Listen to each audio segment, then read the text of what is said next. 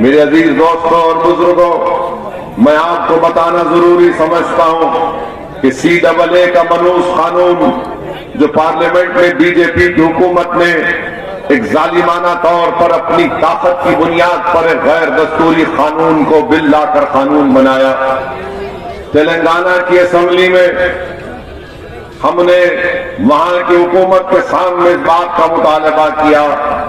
اور CAA قانون کے خلاف تلنگانہ کی اسمبلی میں باضابطہ ایک قرارداد ریزولوشن پاس کی گئی، جس میں یہ حکومت نے عوام سے وعدہ کیا، تلنگانہ کی حکومت نے، کہ ہم تلنگانہ میں سنسس کریں گے، NPR NRC نہیں کریں گے۔ ریزولوشن جب بنایا جا رہا تھا تو مجلس سے کہا گیا حکومت کی طرف سے کہ آپ اپنے طرف سے تجویز پیش کیجئے۔ ریزولوشن بنا کر ہم نے حکومت کو دیا، حکومت نے اس میں تھوڑی بہت ترمیم کی اور پوری تلنگانہ کے اسمبلی میں اس ریزولوشن کو پاس کیا گیا۔ کوئی کہہ سکتا ہے کہ مجلس کے 7 MLA تھے تو مجلس نے تلنگانہ کی اسمبلی میں CAA قانون کے خلاف ریزولوشن کو پاس کیا، مگر میرے عزیز دوستوں اور بزرگوں، حیدرآباد کی بلدیاں میں مجلس کے 44 اراکین بلدیاں تھے، تو پورے بھارت میں اگر کوئی ایک بلدیہ تھی میونسپل کارپوریشن کا جس نے CAA قانون کے خلاف ایک ریزولوشن پاس کیا تو وہ حیدرآباد کی گریٹر حیدرآباد میونسپل کارپوریشن میں مجلس اتحاد المسلمین کے صرف 44 اراکین بلدیہ تھے۔ ہم نے CAA جیسے کالے قانون کے خلاف ایک ریزولوشن کو پاس کیا۔ میرے عزیز دوستوں اور بزرگوں، یاد رکھیے، اگر آپ کے پاس سیاسی طاقت ہوگی تبھی آپ کے مسائل حل ہوں گے۔ میں یہ نہیں کہہ رہا ہوں کہ تلنگانہ میں مسلمانوں کے پورے مسائل حل ہو چکے ہیں، میں اتنا آپ کے سامنے کھڑے ہو کر اس بات کا ذمہ داری کے ساتھ دعویٰ کر سکتا ہوں کہ حکومت اگر کوئی منصوبہ بناتی ہے مسلمانوں کے خلاف تو اس کو 10 بار سوچنا پڑتا ہے، کیونکہ وہ جانتے ہیں کہ مجلس اتحاد المسلمین اس کے خلاف صدائے احتجاج بلند کرے گی۔ میرے عزیز دوستوں اور بزرگوں، میری عزتدار ماں اور بہنوں، میں اتر پردیش کو اس لیے نہیں آیا ہوں کہ میں اپنی مقبولیت میں اضافہ کروں، میں اتر پردیش کو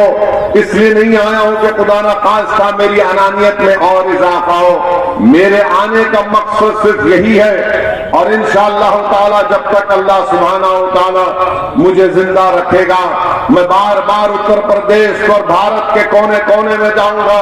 کیونکہ میرا ماننا یہ ہے کہ بھارت کی جمہوریت، بھارت کا آئین جس کو بابا صاحب امبیڈکر نے بنایا، مسلمانوں کو، دلتوں کو، آدیواسیوں کو اس بات کی اجازت دیتا ہے کہ وہ اپنی سیاسی قیادت کو بنائیں، اور جب سیاسی قیادت آپ کی بنے گی تو آپ اپنے مقدر کے فیصلے آپ خود کر پائیں گے۔ میرے عزیز دوستوں اور بزرگوں، یہی کام کرنے کے لیے ہم مجلس اتحاد المسلمین کو اتر پردیش میں اس کا قیام میں لایا گیا۔ ہمارا مقصد یہی ہے کہ آج اتر پردیش میں مسلمان سب سے پچھڑا کیوں ہے، آج اتر پردیش میں مسلمان کمزور کیوں ہیں، آج اتر پردیش میں مسلمانوں پر ظلم کیوں کیا جاتا ہے۔ میرے عزیز دوستوں اور بزرگوں،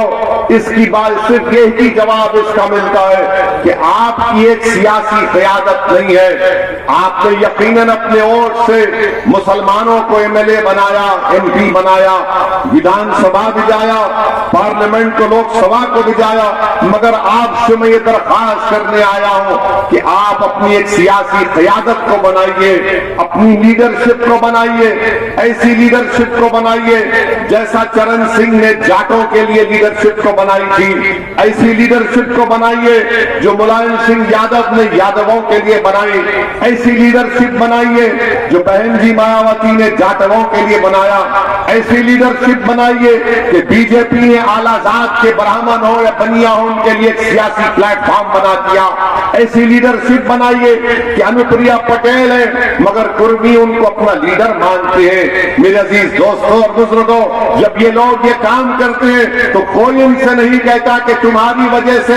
فرقہ پرستی بڑھ رہی ہے، تمہاری وجہ سے تناؤ پھیل رہا ہے. مگر میں آپ سے کہنے آیا ہوں کہ جب یہ تمام لوگ اپنی اپنی سیاسی لیڈرشپ کو بنا سکتے ہیں اور اپنے سماج کو فائدہ پہنچا سکتے ہیں تو کیا معیوب بات ہے کہ اتر پردیش کا 19% مسلمان بھی ایک کروٹ لے اور اس بات کا طے کر لے کہ انشاءاللہ تعالی اب کی بار ہم اپنی سیاسی قیادت کو بنائیں گے اور اپنے ووٹوں سے اپنے نمائندوں کو کامیاب کریں گے. جب ہر سماج اپنے نمائندے کو کامیاب کر کے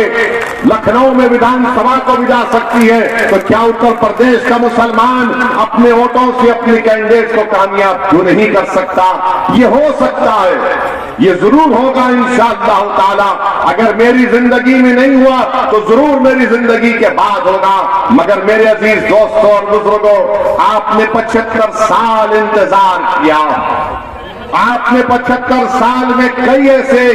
اسمبلی اور پارلیمنٹ الیکشن میں آپ نے اپنے ووٹ کا استعمال کیا. کبھی آپ کو سبز باغ دکھایا گیا، کبھی آپ سے جھوٹے وعدے کیے گئے، کبھی آپ سے وعدہ کیا گیا تھا کہ تمہاری مسجدوں کی حفاظت کی جائے گی، کبھی آپ سے وعدہ کیا گیا کہ نوجوانوں کو بچایا جائے گا، کبھی آپ سے وعدہ کیا گیا کہ تمہاری ماں اور بہنوں کی عزتوں کی ہم حفاظت کریں گے. ہر اس پیمانے پر آپ خود فیصلہ کر لو کہ جس کو آپ نے ووٹ دیا، جس کو آپ نے اپنا مسیحا مانا، جس کو آپ نے اپنا نیتا بنایا، مکھیہ منتری بنایا، سانسد بنایا، وہ کہاں تک ان وعدوں پر اترا؟ کبھی اپنے محلوں میں جھانک کر دیکھ لو کہ کیا تمہارے گھروں کے اطراف میں، کیا آپ کے گھر کے اطراف میں اپنے بچوں کو پڑھانے کے لیے کوئی اسکول کا معقول انتظام ہے؟ کبھی اپنی آنکھوں سے دیکھو کہ کیا تمہارے جس محلوں میں تم رہتے ہو وہاں پر صاف پینے کا پانی تم کو مہیا کیا جاتا ہے؟ میرے عزیز دوستوں اور بزرگوں، میں ذمہ داری کے ساتھ کہہ رہا ہوں کہ ان مسائل پر کوئی بات نہیں کرتا. ہاں، جب مجلس آ کر اتر پردیش میں اس بات کا مطالبہ کرتی ہے کہ مسلمانوں کی لیڈرشپ کو بنائیں گے تو تمام پارٹیز متحد ہو جاتی ہیں، چاہے بی جے پی ہو،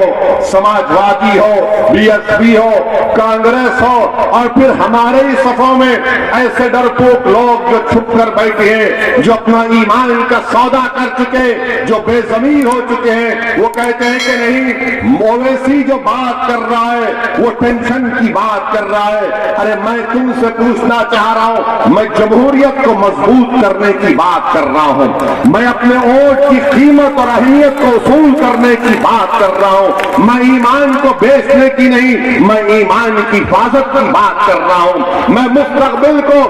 روشن کرنا چاہتا ہوں. یہ مجلس اتحاد المسلمین کا پیغام اور نسل